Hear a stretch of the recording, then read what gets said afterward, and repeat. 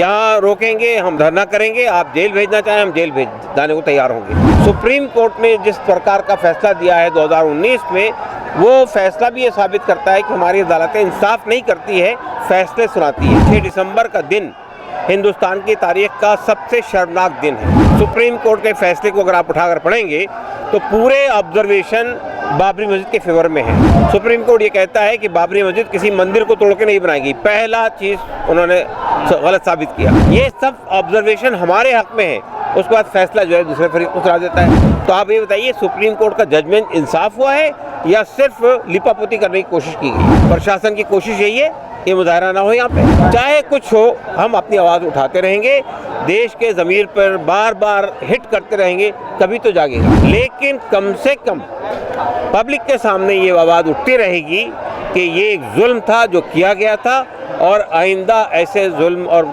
नाइंसाफियाँ नहीं होनी चाहिए।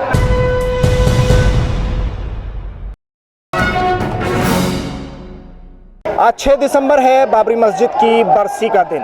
मैं इस वक्त दिल्ली के जंतर मंतर पर मौजूद हूँ।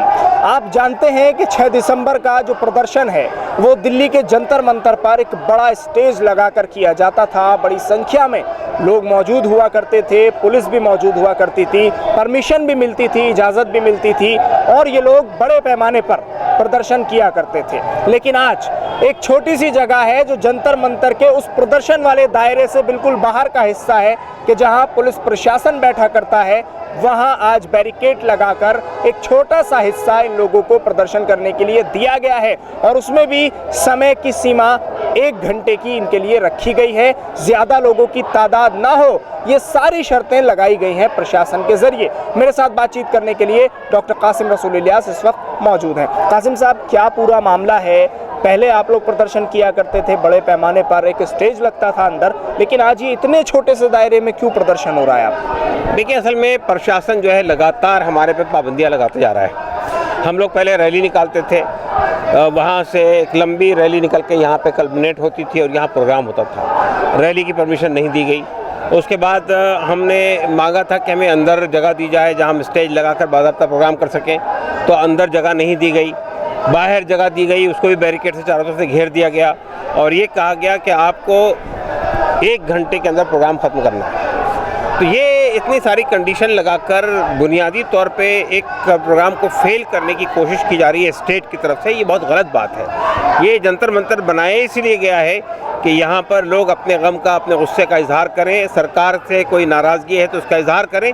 लेकिन आज सरकार हमारा जो लोकतांत्रिक अधिकार है उसको भी देने के लिए तैयार नहीं है। तो ये 6 दिसंबर का दिन वैसा भी ये साबित करता है कि नाइंसाफ़ी हो रही है मुल्क में, एक ख़ास समुदाय के साथ में। ये मुल्क के सेकुलरिज़्म पर, मुल्क के दस्तूर पर, मुल्क के आइन पर, संविधान पर भी एक हमला है। और साथ ही साथ सुप्रीम कोर्ट ने जिस प्रकार का फैसला दिया है 2019 में, वो फैसला भी ये साबित करता है कि हमारी अदालतें इंसाफ नहीं करती है, फैसले सुनाती है। तो क्या इसको ऐसे समझा जाए कि अब प्रदर्शन नहीं करना है बाबरी मस्जिद को लेकर, जो हो गया सो हो गया, अब आप आवाज़ मत उठाइए बाबरी मस्जिद को लेकर? ये जो हालात बने हैं, क्या ये इसकी तरफ एक इशारा है? जी बिल्कुल, यही कोशिश हो रही है कि वो जो जुल्म घटा था, वो जो नाइंसाफ़ी हुई थी, उसको आप बार बार बयान न करें। जिन लोगों ने कर दिया, अब हमारा हक है, हमने हासिल कर लिया। ये जो दादागिरी है, ये इसका मुजाहरा है। आज जो कुछ किया गया है, ये उस दादागिरी का मुजाहरा है कि हमारे हाथ में सत्ता है, हम जो चाहें करें। तो फिर तो ये भी है कि आने वाले वक्त में जब आप अगले साल आएंगे तो आपको हो सकता है ये जगह भी ना दी जाए और आपको बाहर से ही बाहर कह दिया जाए कि जाइए, बस कोई प्रदर्शन नहीं होगा।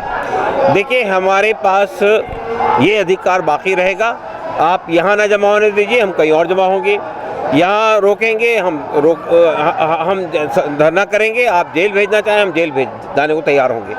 तो हमारा जो अधिकार है, क्योंकि देखिए मसला ये कि 6 दिसंबर का दिन हिंदुस्तान की तारीख का सबसे शर्मनाक दिन है। ये सिर्फ मैंने नहीं कहा हूँ, बल्कि उस वक्त के जो सदर जमहूरिया थे उन्होंने भी बात कही थी। तो ये दिन जो है एक बहुत बड़ा कलंक है हमारे देश के माथे पर। तो जब तक ये कलंक नहीं मिटता, उस वक्त तक के हमें अपना धरना, मुजाहरा, जुलूस और अपना विरोध प्रकट करना है। लेकिन फैसला सुप्रीम कोर्ट ने तो दे दिया है, उसके बाद इन सब चीज़ों के लिए वक्त निकालना, इन सब चीज़ों पर बोलना, इन सब चीज़ों पर बात करना, क्या फैसले के बाद ये ठीक है? देखिए, फैसला क्या है?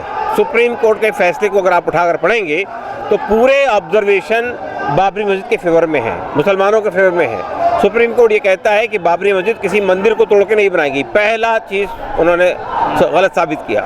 फिर ये कहा कि बाबरी मस्जिद से जो आसार कदीमा से, आर्कोलॉजिकल सर्वे ऑफ इंडिया से जो भी फाइंडिंग मिली है वो 400 साल पहले की है। फिर ये कहता है कि बाबरी मस्जिद में नमाज होती रही है।